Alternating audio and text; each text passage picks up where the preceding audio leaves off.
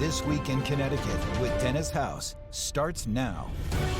Greetings, everyone. I'm Dennis House. Straight ahead today, security of lawmakers front and center. What's being done to keep them safe? Senate President Martin Looney shares his concerns with us.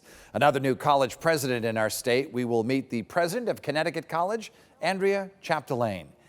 They lost their son to a drunk driver and are now crusading to protect others, Carrie and Steve Rue, on the foundation they created in memory of Luke Rue. And we'll take you to a gender reveal party for some Connecticut penguins. But first up today, the lead after the shooting of state lawmakers in Minnesota. Questions have been raised about the safety of the people we elect to serve us. What is being done here in Connecticut? And with me now is the Senate President, Martin Looney. Senator Looney, good to see you here on the program. Oh, great to be with you, Dennis. Enjoy the program every week. Well, thank you very much. We appreciate you watching that. So tell me, when you first heard about what happened in Minnesota, what went through your mind? Well, I was just shocked and deeply saddened because I knew the former speaker, Speaker Holtman, because we had been to several conferences together. She, like I, is a member of the State Legislative Leaders Foundation and had been at a few meetings together. Didn't know her well, but she was very, very thoughtful, very engaged, very charismatic, dedicated, really somebody who prized and felt deeply the obligation of being a public servant. I think that made her both a great legislative leader for her caucus and for her chamber, but also just a great representative for her constituents. And what an awful shock to hear what happened, and as well as the state senator who was shot along with his wife as well, and apparently others were targeted that luckily weren't reached. The state capitol is very secure. You have to walk through metal detectors and a lot of police there, the state capitol police. But when you're out in the public, which you are, you're in Yes. parades and events and town halls and things like that. Do you worry about your safety?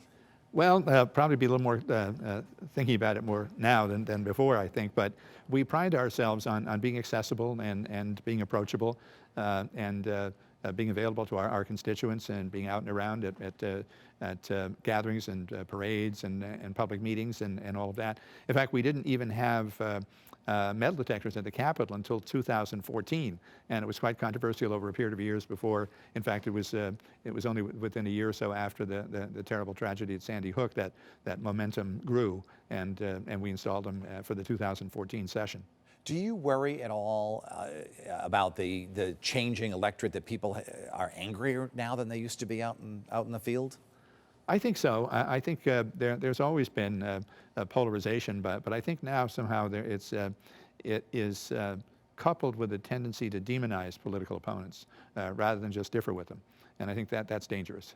Who do you think is responsible for that in your judgment? Well, I think the climate has gotten a lot worse since Donald Trump first ran for president in 2015.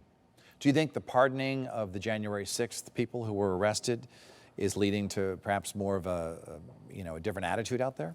I think it's led to cynicism about those people were clearly guilty of insurrection and of really undermining our democracy.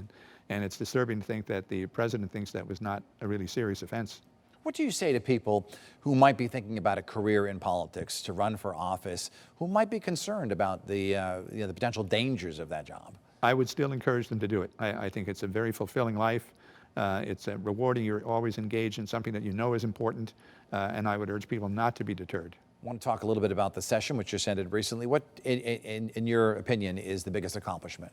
Well, there were many. I think we passed a budget, which is a good one, that substantially increases municipal aid in a lot of categories, especially dealing with issues related to the excess cost of special education.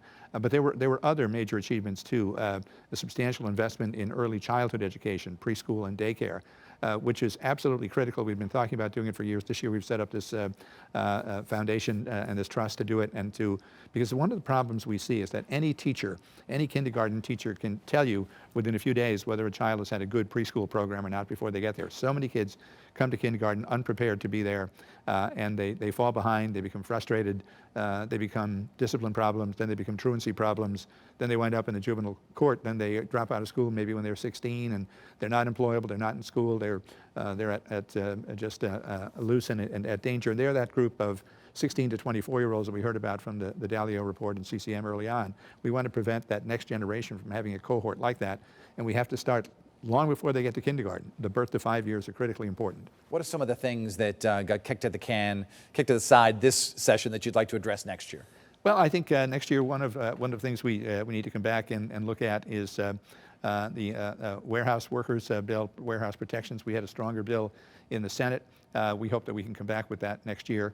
The House passed one that our chair didn't think was strong enough to go forward on, so we're going to come back with that. That's one of importance, I think. You know, a few people have asked me what to do about the bear problem in the state, whether there should be a bear hunt. I mean, I live in the city of Hartford, and we had a bear right out my window the other day. The number of them is increasing, and there are some people who are worried that maybe their kids are going to run into one, or maybe you're bringing out the trash and one will attack you. Do you support a bear hunt?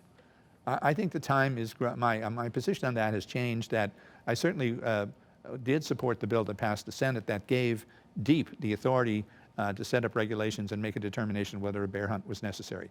Because they are our wildlife experts and open space experts, and I think their judgment ought to be respected in this. My son lives in Hartford, and he's seen a black bear from Elizabeth Park, right? Come walking down his street. So they're often in urban areas now because they're just so abundant. Let me ask you this about one thing that was passed during the session that there's been some pushback on, some negative comments, and that is the new bill that will require striking workers to be paid unemployment even though they are striking against their company. So the company will have to contribute to this, and taxpayers will pick up the tab for that.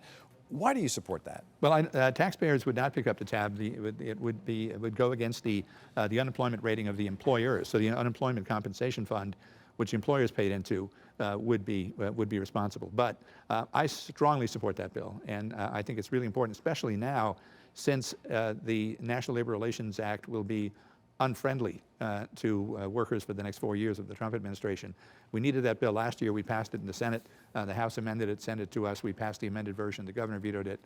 In any case, he's not a supporter of the bill that we passed, which is a strong bill. It mirrors what New York and New Jersey did. There are other bills that are less extensive that passed on the West Coast. I'd certainly be willing to support those if we could get the governor's support on those, which would be starting the benefit after 4 weeks instead of 2, and having a limited number of weeks instead of having it be open-ended. But I certainly would like us to adopt a striking workers bill at some point, especially now that the National Labor Relations Board is likely to be unfriendly to workers in many other ways. Shifting gears just a bit, and as you know, the Republicans are already fielding candidates in the race for governor. The governor, Lamont, has not said whether he's going to run. Would you want to see him run for a third term? I would leave that decision to the governor. I want to wait for him to make his decision. He's considering it. But I will say this, if he is on the ballot in November of 26, he will win. He will win. Okay. And do you hope he's on the ballot? I won't go any farther than just say I predict that he'll win if he's on the ballot. Good enough. All right. Senator Martin Looney, the Senate President, we appreciate you being in the program. Absolutely. Thank you.